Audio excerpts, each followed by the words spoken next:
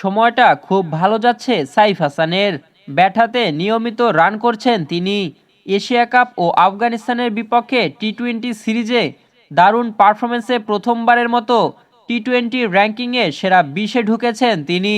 17 ধাপ এগিয়ে 18তম স্থানে আছেন সাইফ। তার রেটিং পয়েন্ট 624। তবে সবচেয়ে বড় লাফ দিয়েছে নাসুম আহমেদ। আফগানিস্তানের বিপক্ষে সিরিজ সেরা নির্বাচিত হওয়া স্পিনার নাসুম 87 ধাপ এগিয়েছেন। 525 রেটিং পয়েন্ট নিয়ে তিনি 44 নম্বর স্থানে আছেন। পুরুষ ক্রিকেটারদের র্যাঙ্কিংয়ের সাপ্তাহিক হালনাগাদ প্রকাশ করেছে আইসিসি। এশিয়া কাপে ভালো করার পর আফগানিস্তানের বিপক্ষে সাইফের শুরুটা ভালো হয়নি। প্রথম ম্যাচে ডাক মারেন, পরের ম্যাচে করেন 18 রান।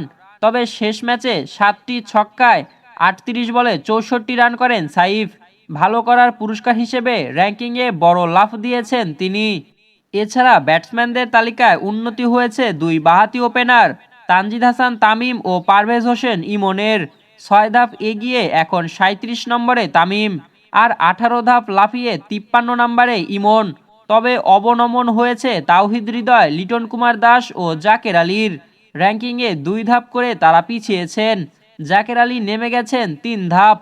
আফগানিস্তানকে হোয়াইট ওয়াশ করার সিরিজে সেরা ছিলেন নাসুম আহমেদ। 5 উইকেট নেন তিনি, রান দেন ওভার প্রতি 5.58 করে। সেই পুরস্কার পেয়েছেন র্যাঙ্কিংয়ে। পেজার তানজিম হাসান সাকিব এখন 9 ধাপ এগিয়ে 33 নম্বরে। 21 ধাপ উন্নতি করা শরীফুল ইসলামের অবস্থান রস্টন চেজের সঙ্গে যৌথভাবে 49।